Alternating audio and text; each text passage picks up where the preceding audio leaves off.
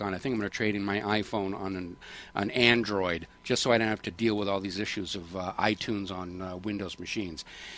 Alrighty, moving right along here. Speaking of bad day, as you probably heard, the so-called super committee has come out and said, we give up. We can't find that 11th marble. And first of all, I mean, the super committee was unconstitutional. It was an attempt to make hard decisions and not face the wrath of the voters. That didn't work out too well. Then we had this situation where they couldn't come to any kind of agreement anyway. The amount of money they were going to carve off the budget wasn't all that big anyway. It wasn't really going to markedly change the country sinking into unpayable debt because we're already there. And they were taking it all off of social services. They weren't talking about, cutting back on all these wars and all this other stuff that's going on out there. Anyway, they basically said we can't make an agreement. The Republicans want to cut spending, and the Democrats want to raise taxes, and nobody could come to an agreement. And so obviously this body of 12 individuals wasn't any better at making decisions than that body of 500 plus. And the stock market basically reacted to that news. $300 points rather, at one point.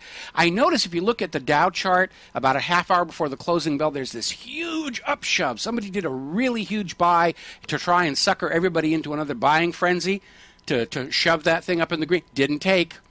Went right up and right back down again. I think too many investors understand that the stock market is being gamed with the high-speed computer trading systems, and they're not going for it anymore.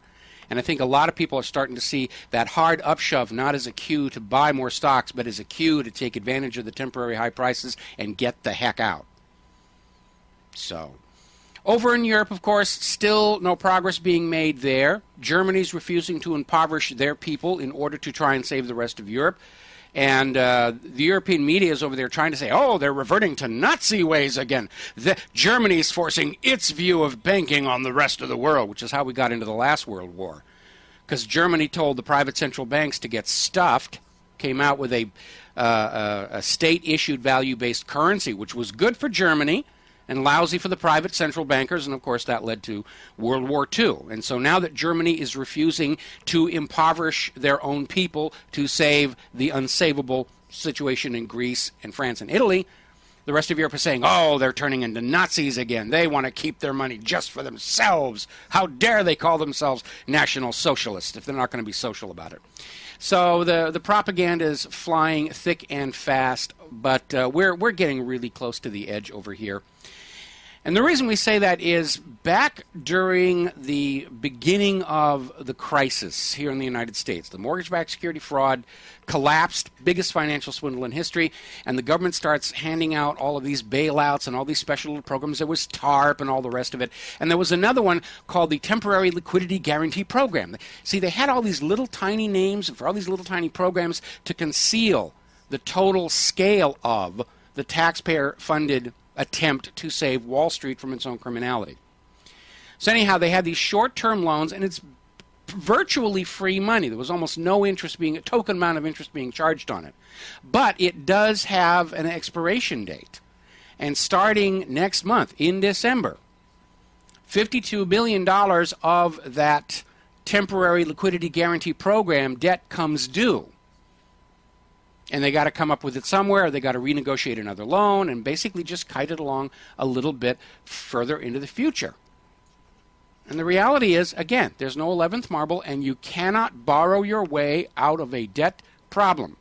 You have to make a product that somebody wants to buy, and that is how you earn money to pay your debts. And when you make money the product, when you forget about making things that people want to buy, and you think you can just game the system to make yourself richer and everybody else poorer, well, you're headed for disaster. And that's just absolutely where it is. And I think MF Global is possibly the trigger, because now, especially after Gerald Salende last week with his gold investment account getting shorted, he's running around saying the only way to make sure your money is protected is to get it from the banks and financial institutions and take it home.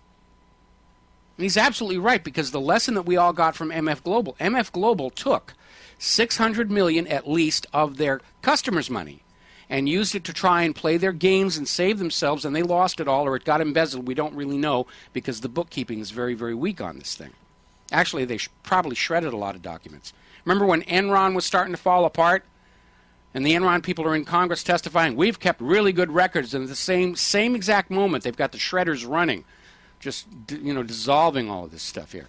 So anyway, we're looking at, MF Global has caused a lot of people to really doubt whether they can trust Wall Street any longer. And the answer is you can't, because those Wall Street bankers are there for their own benefit, not for yours. And even Alan Greenspan, during that commemoration of the 100th anniversary of the creation of the Federal Reserve, he's out there saying fraud and criminality pervade the system. And if you can't trust your counterparty, it's not going to work. And he's absolutely right. This system can't work if we do not have honorable and honest people making these decisions. And we don't. And worse, the government that was supposed to keep them honest dropped the ball. We'll be back after these words from our sponsors.